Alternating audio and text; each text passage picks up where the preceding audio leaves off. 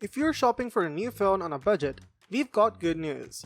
You're more likely to find mid-range sub $500 phones available in these days of current supply chains than many of the recent flagships.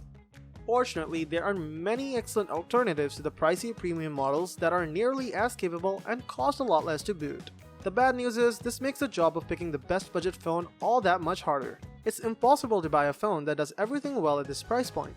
So prioritize the features that matter the most to you, whether it's 5G compatibility with a particular network, high-resolution screen, low price, best camera, or longevity with software updates. It's difficult to get straight A's in every single one of these needs, but if you're able to tolerate the occasional B, you'll find a phone you'll love. We have listed the top 5 budget smartphones and their key features, plus the things you need to consider to help you choose the best one for you. Links to all the products mentioned in the video are in the description below. You can also find a more detailed analysis and a comparison tool on our website, guidinggear.com.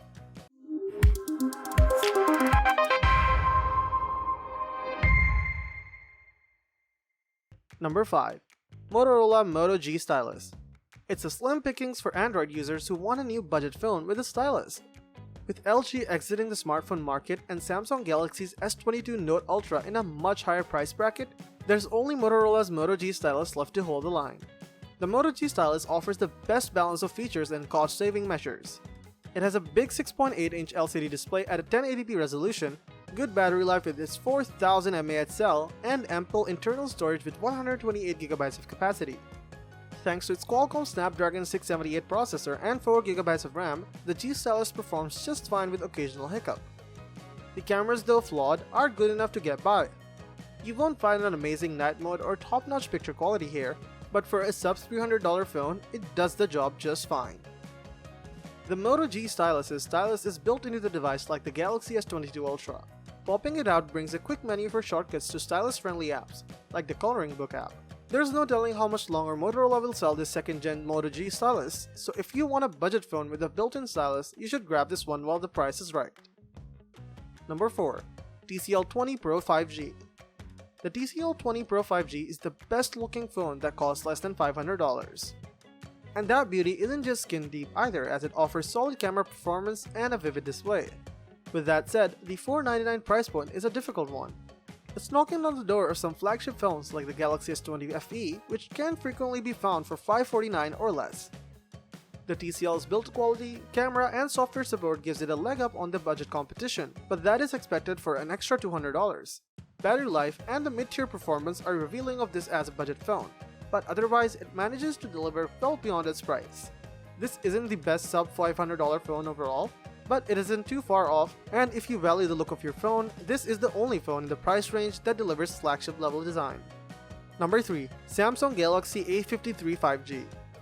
If you want the best mid-range phone, then look no further than the Galaxy A53. This is a great handset at $449 that does just about everything well enough. There's an in-display fingerprint scanner for biometric unlocking. The A53 5G features a 6.5-inch OLED with a 120Hz refresh rate, and it also offers a good level of detail with a 1080p resolution. It can be a little tricky to see in very bright outdoor conditions, but in all other situations, it's a rich, vibrant display and the fast refresh rate keeps the things looking smooth.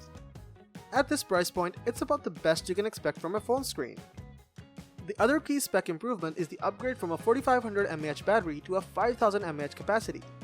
Samsung claims that the new battery will get you through 2 full days of use, and if you're a light user or on Wi-Fi most of the time, then that's a fair claim. Number 2. Google Pixel 5a. Providing everything you could want for surprisingly little cash, the Google Pixel 5a costs half as much as the typical flagship phone, but delivers better photos than more expensive devices. You also get a decent display and an IP67 water dust resistant rating that's important for keeping your device safe for as long as you own it. So, why not recommend this phone more enthusiastically? First of all, you can only buy this phone in the US and Japan. It has Tensor chipset addressing the underpowered processor that was one of our few Pixel 5a complaints. We're expecting photos as good or better as what the Pixel 5a produces, and the Pixel 6a retains the Pixel 5a's $449 price. If you could hold out another couple months, the Pixel 6a figures to be a great value. At this price point, the Pixel 5a is only worth getting if you need a sub $500 camera phone right now. Number 1. Apple iPhone SE. The iPhone SE remains undefeated as the best value proposition on the smartphone market, period. even though the price went up $30 over the second-gen version, it's still a great deal at $429 when you consider that it will continue receiving iOS updates for upwards of 5, even 6 or 7 years. However, there's one major consideration to make if you're ready to pick up an SE and coast through most of the next decade without having to buy a new phone, living with this very small, very dated 4.7-inch screen.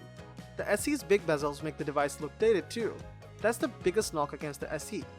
Otherwise, it's a fantastic mid-range device. Its A53 processor is the same as the Apple's top-tier iPhone 13 Pro Max, so performance is excellent.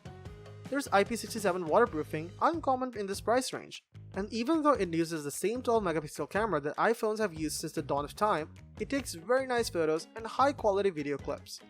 There's no night mode for brighter photos in very low light, which is a curious omission.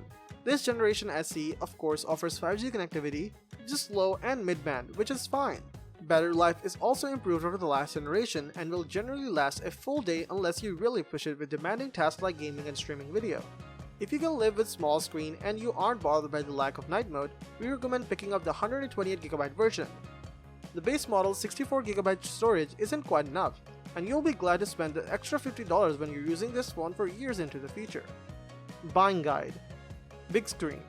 Picking the best cheap phone can be tricky, because it's really all about figuring out which trade-offs you're willing to live with. Opt for a cheap phone with a display over 5.5 inches. Those who want to use a phone comfortably with one hand will likely prefer a phone under 5 inches. Camera.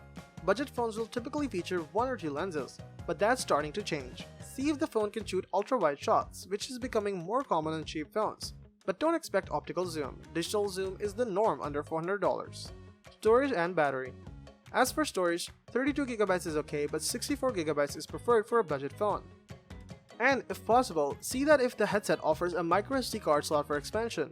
Battery life is a huge concern regardless of the price, so check the battery capacity on the phone. In general, anything above 4500 mAh is preferred. Let us know in the comments which model works for you the best and why. Thank you for watching the video, and that is all for this one. If you find this video helpful in any way, give a huge thumbs up, stay tuned for the upcoming videos by subscribing to our channel.